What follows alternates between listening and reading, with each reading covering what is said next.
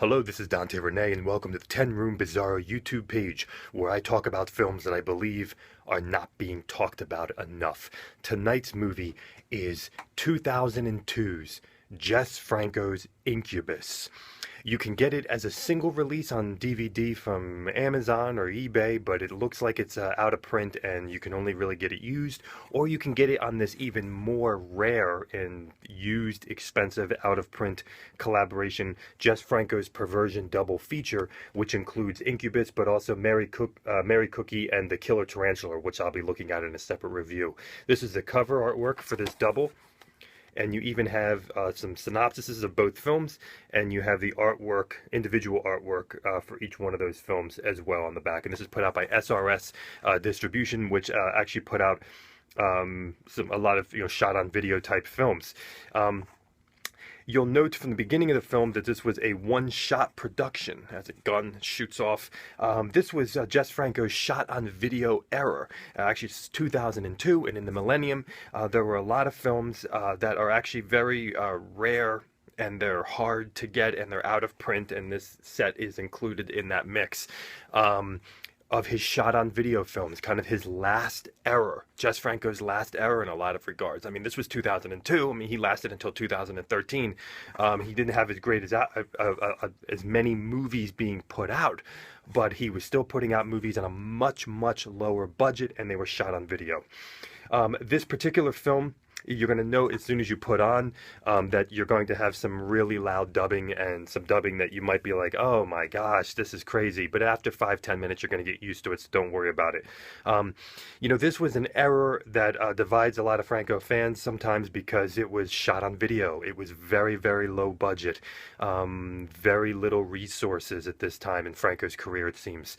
But I would argue, if you love Franco, you will be able to appreciate the beauty of what he was doing, and he never let up, even to his dying day. First off, we have music in this film. Yes, again, in 2002, Daniel White was doing the music for one of Jess Franco's films. I mean, Daniel White, my gosh, look at my reviews. How many times did he do the music for his films? And I recognized a piece of music in this film when I saw the closing credits. It was called Black Countess.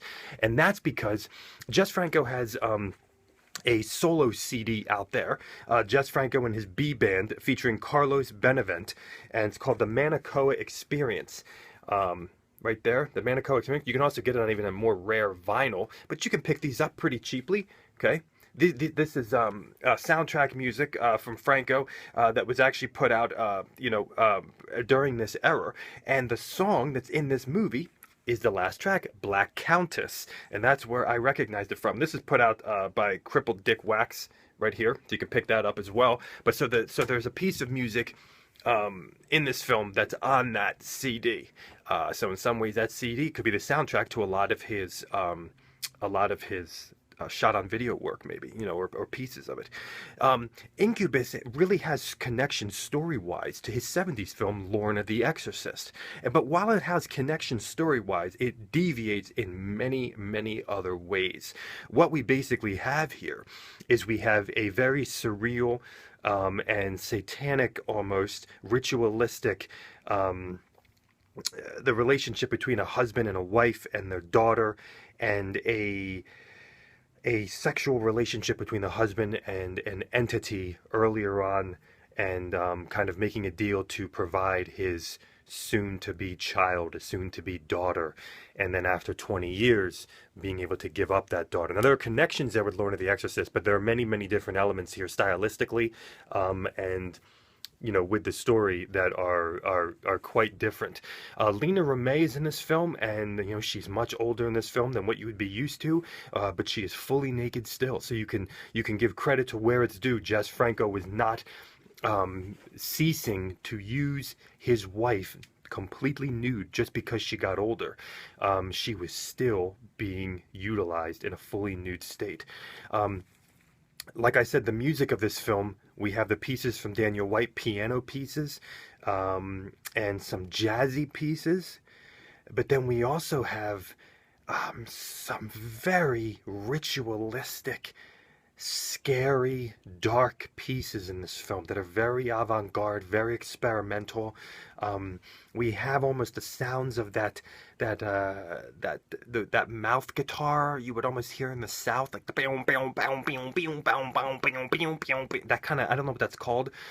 But there's a large section of this film which is all music and visuals, and the music is just very unsettling and very dark and very psychedelic in some ways, but in a ritualistic, evil kind of way. The music of this film is really pretty wild, and we have. Stylistically, we have Franco obviously shooting on video, so we have some things with lighting that just might be a result of, shooting on video, but the lighting is kind of very effervescent when it's coming through a window or something like that. It's probably the look, but he still was utilizing his quality with some zooming, some fades, the way that his camera would kind of just move and capture things while it's moving. Still 100% Franco, even with being shot on video. And that is something that's very, very special. With a lower budget, lower production value, Franco was still staying true to being Franco, his vision, what he wanted, even more so probably during this era with, an even lower budget in a lot of regards. This was shot in Spain, as it says at the end, so he was still shooting in Spain here at this point, after I believe he went back in the early 80s. In terms of the locations in this film, we have some really amazing kind of castles in this film that he's shooting, but a lot of the film we have this really wonderful kind of bizarrely neon lit kind of outside bar. He still was utilizing these amazing locations, great stairway in this seeming mansion, and then also he was utilizing, of course, apartments, like villas in some way you could say. And then I'm gonna go with Jess Franco's 2002's Incubus. Hands down, so far, out of every Franco film I've seen, and maybe out of every film I've ever seen, has mirror sequences that, unlike anything I've ever seen before in my entire life. I'm going to go right out there and say it. There are mirror sequences in this film near the end of the movie. It's a long section where I was trying to figure out what the hell I was looking at and how he was shooting this and what was real and what was a reflection. It was as deceiving as a carnival mirror maze. I mean, my gosh. I don't know what he was doing, but he topped himself to the extreme. It is a section that is very surreal, very dark, very unsettling, very horrific. It's where the music really erupts into some very, very nasty experimental vibes here.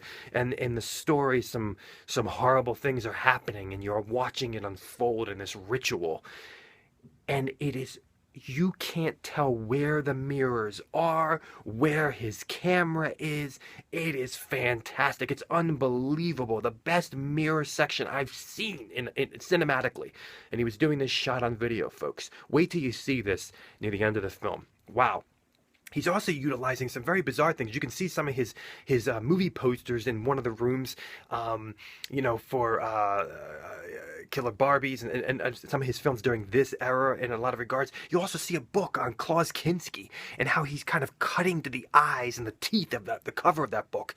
And there are art pieces on the walls, which is common for Franco. But these art pieces are very disturbingly just freaky and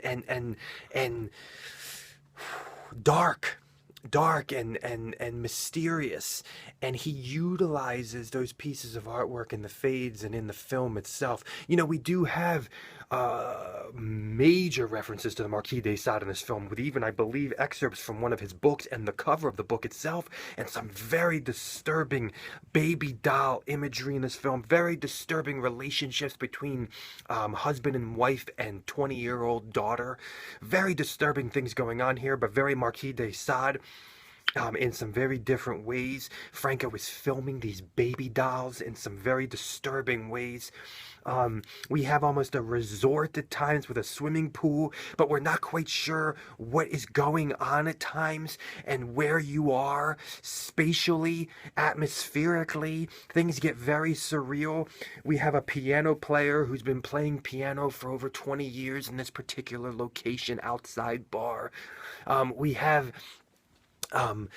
definitely some bondage sequences here, some sadomasochistic sequences here.